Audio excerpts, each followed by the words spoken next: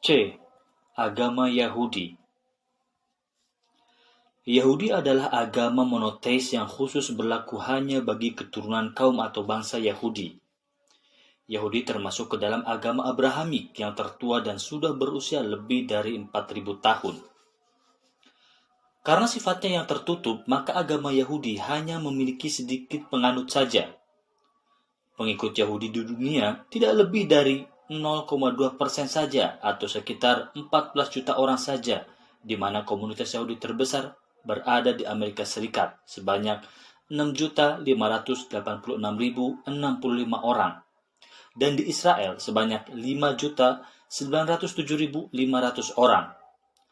Selebihnya tersebar di berbagai negara termasuk di Eropa dan beberapa komunitas minoritas lainnya di Amerika Serikat, Asia, Afrika, dan Australia.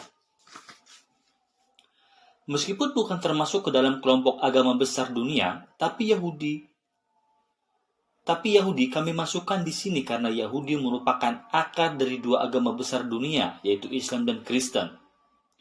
Selain itu, peran politik Yahudi dalam kancah dunia juga cukup menonjol serta menjadi sorotan dunia sekaligus sering memicu beragam kontroversi.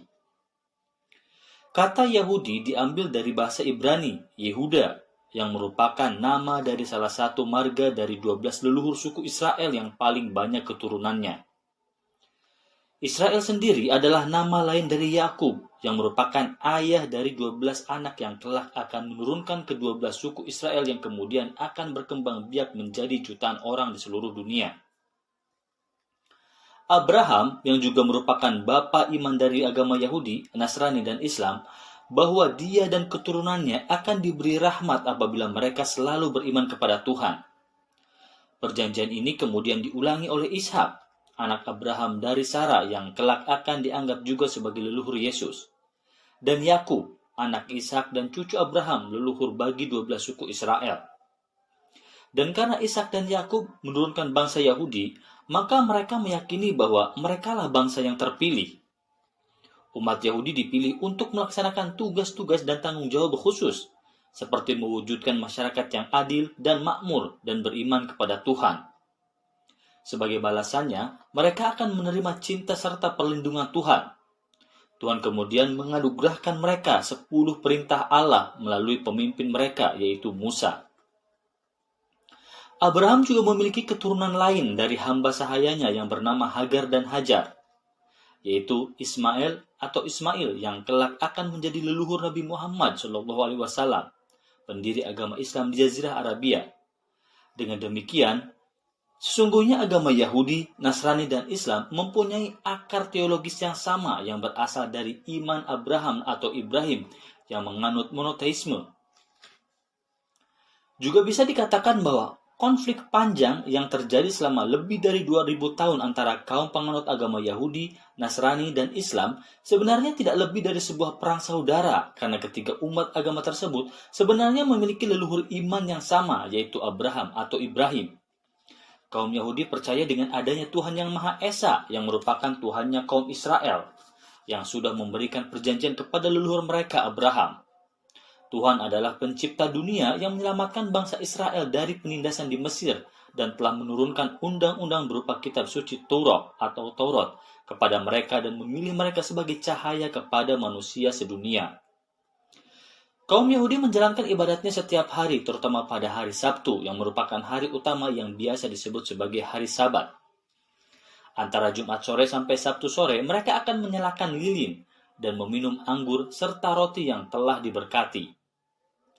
Di samping Sabat, hari besar yang lain termasuk Rosh Hashanah atau Tahun Baru, Yom Kippur atau Hari Penerimaan Tobat, Purim memperingati keselamatan orang Yahudi, dan Hanukkah, Festival Cahaya. Kaum Yahudi juga mengharamkan daging babi serta mewajibkan sunat bagi anak laki-laki. Selain itu, berbagai ritual lain juga dilakukan pada momen-momen khusus seperti kelahiran, saat usia seorang laki-laki mencapai kematangan, pernikahan, kematian, dan lain sebagainya. Aturan tentang makan dalam Yahudi dikenal sebagai kosher. Makanan disiapkan sesuai dengan aturan yang diperbolehkan atau yang disebut halal. Makanan yang tidak halal dikenal sebagai treifah atau treif.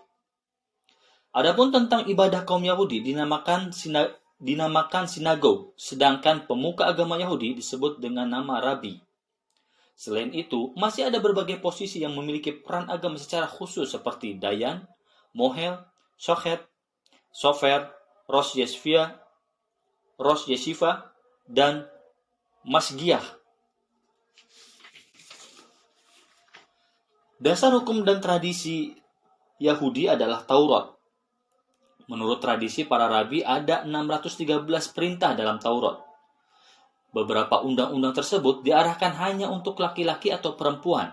Beberapa hanya untuk kelompok imam kuno, Kohanim, dan Leviyim.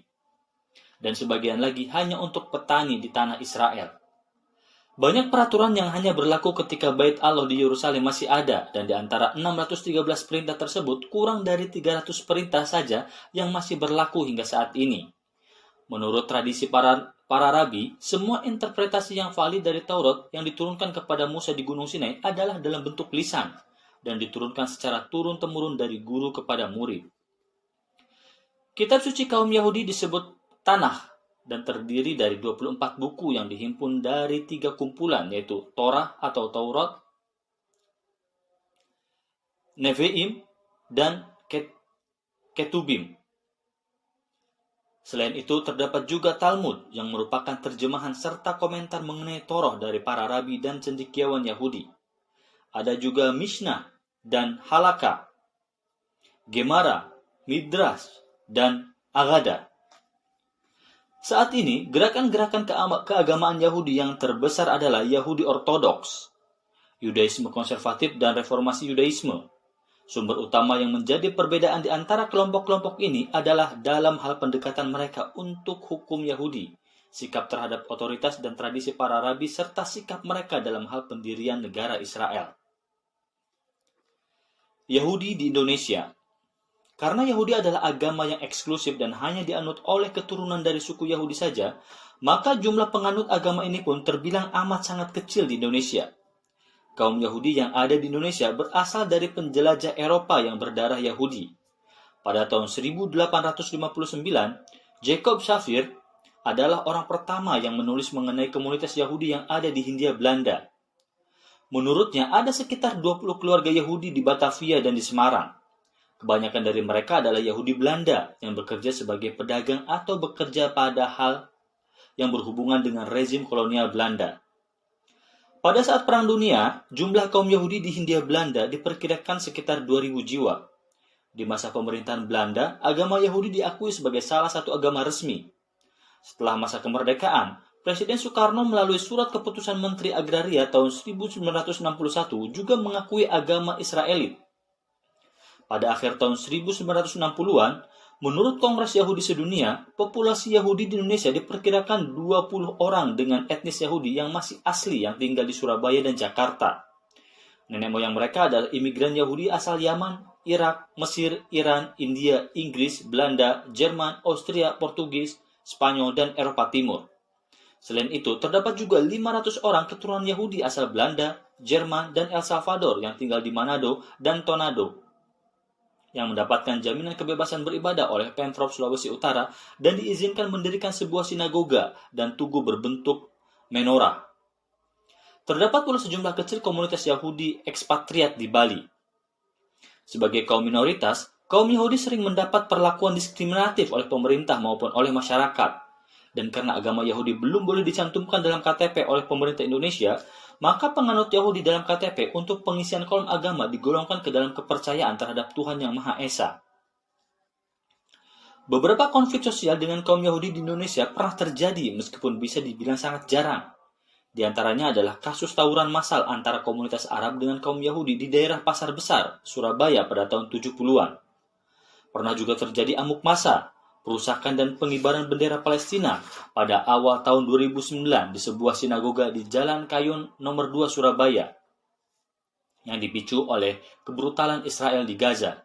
Palestina dan sinagoga tersebut akhirnya disegel sementara oleh Pemkot Surabaya. Keturunan dan penganut Yahudi di Indonesia saat ini membentuk komunitas kecil. yang kebanyakan merupakan Yahudi Sephardim dan beberapa Yahudi Askenazi, Yahudi Mizrahim, Yahudi Kaifeng, dan Yahudi Bene Israel. Komunitas keturunan Yahudi Indonesia saat ini telah membentuk The United Indonesian Jewish Community pada tahun 2009 dan dipimpin oleh keluarga Benjamin Major Verbrugge, tapi baru diresmikan pada Oktober 2010. Meski demikian, bukan berarti anggota UIJC harus beragama Yahudi karena organisasi ini hanyalah sebagai paguyuban warga keturunan Yahudi yang ada di Indonesia. UIJC didominasi oleh keturunan Yahudi asal Belanda, Jerman, dan Portugis yang bercampur dengan pribumi Indonesia. Pada tahun 2010, organisasi ini mengusahakan agar agama Yahudi bisa ditulis dalam kolom agama yang terdapat pada KTP. Menurut UIJC, saat ini keturunan Yahudi di Indonesia mendekati 2.000-an orang yang tersebar di seluruh Indonesia, bahkan ada yang di Aceh, Sumatera Utara, dan Sumatera Barat. Di Sulawesi Utara ada sekitar 800-an orang. Di Jakarta diperkirakan ada lebih dari 200-an orang dan di Surabaya terdapat keturunan Yahudi yang cukup banyak jumlahnya. Joyce Theresia Pamela Kohler, ibu dari musisi Ahmad Dhani, konon juga adalah keturunan Yahudi Askenazi yang ada di Surabaya. Komunitas Yahudi yang ada di Surabaya ini membentuk perkumpulan yang bernama Israelitice Gementi Surabaya. Mereka adalah keturunan langsung orang Yahudi imigran dari Irak.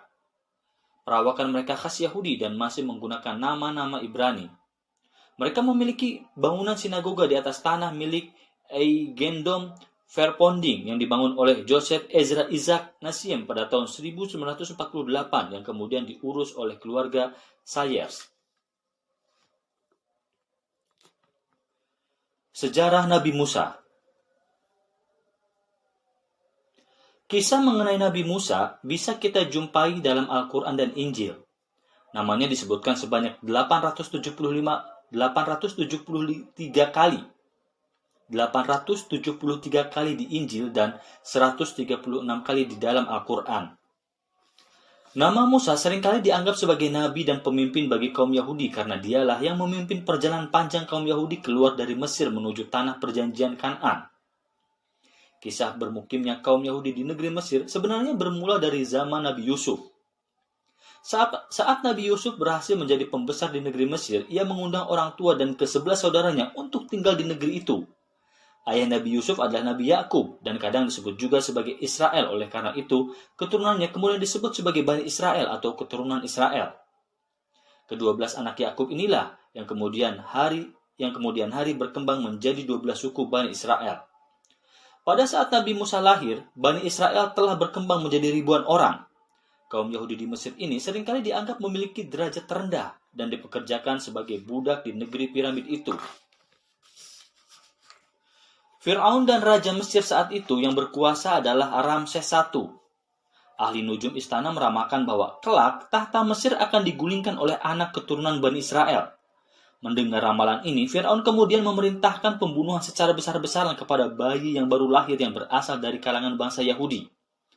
Untuk melindungi bayinya, maka saat itu ibu Nabi Musa menghanyutkan Musa kecil ke sungai Nil. Keranjang yang berisi Musa ini kemudian ditemukan oleh dayang istana yang kemudian memberikannya kepada permaisuri raja. Musa kemudian diasuh dan diangkat oleh sang permaisuri sebagai anaknya sendiri. Maka hiduplah Musa kecil di istana Fir'aun menjadi seorang pangeran Mesir. Musa tumbuh menjadi seorang pemuda yang cakap dan bijaksana. Ia heran kenapa bangsa Israel diperlakukan sedemikian rupa di negerinya. Pada saat bersamaan, ia mendengar desas-desus bahwa sebenarnya ia adalah berasal dari keturunan Yahudi. Setelah melakukan penyelidikan, akhirnya ia bisa bertemu dengan ibu kandungnya. Rasa simpati dan dorongan untuk memperjuangkan nasib kaumnya mulai muncul dalam diri Pangeran Musa. Pada suatu ketika, terjadi sebuah insiden di mana orang Mesir menyiksa seorang budak Israel. Nabi Musa berusaha membelanya. Terjadilah perkelahian dan orang Mesir itu mati. Khawatir dengan hukuman yang akan dijatuhkan kepadanya, Nabi Musa segera melarikan diri ke negeri Madyan. Di negeri Madyan, Nabi Musa berjumpa dengan Nabi Syuaib dan menjadi menantunya. Setelah lewat masa 10 tahun, Nabi Musa berkeinginan untuk kembali ke Mesir. Di tengah perjalanan, beliau melihat seberkas cahaya api di Bukit Tua atau Wadi Tua. Di bukit itu, ia mendengar dan menerima perintah Tuhan untuk mengajak Fir'aun bertobat dan untuk membebaskan kaumnya. Saat itulah Nabi Musa diangkat Tuhan menjadi nabi bagi kaum Israel.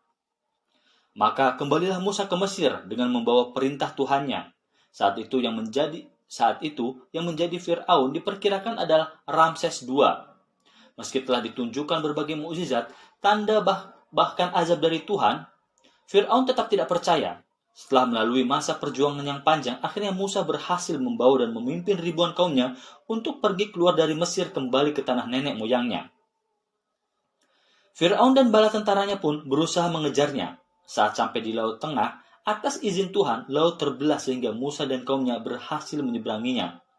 Namun saat Fir'aun dan pasukannya hendak menyusul, laut itu menyatu kembali, menghanyutkan dan menenggelamkan Fir'aun dan bala tentaranya. Jasad Fir'aun Ramses II yang hanyut berhasil diketemukan dan muminya masih disimpan di Museum Mesir hingga saat ini. Setelah berhasil bebas dari cengkraman Fir'aun, maka dimulailah perjalanan panjang dan melelahkan menuju tanah Kanaan yang dijanjikan itu. Dalam perjanjian itu, banyak sekali godaan yang mengganggu seperti keraguan kaum Yahudi kepada Musa dan pengkhianatan bangsa Yahudi dengan cara menyembah patung sapi emas. Dalam perjalanan itu pula, Nabi Musa sempat berdiam diri dan berpuasa selama 40 hari di Gunung Tursina, untuk kemudian menerima wahyu berupa 10 perintah Tuhan. Selama bertahun-tahun kemudian, Nabi Musa memimpin kaum Yahudi dalam pengembaraan menuju tanah yang dijanjikan itu. Namun, Nabi Musa wafat sebelum kaum Yahudi sampai ke tempat tujuan mereka. Nabi Musa wafat pada tahun 1407 sebelum Masehi di dataran Moab di Gunung Nebo, di tepi timur sungai Yordan pada usia 120 tahun.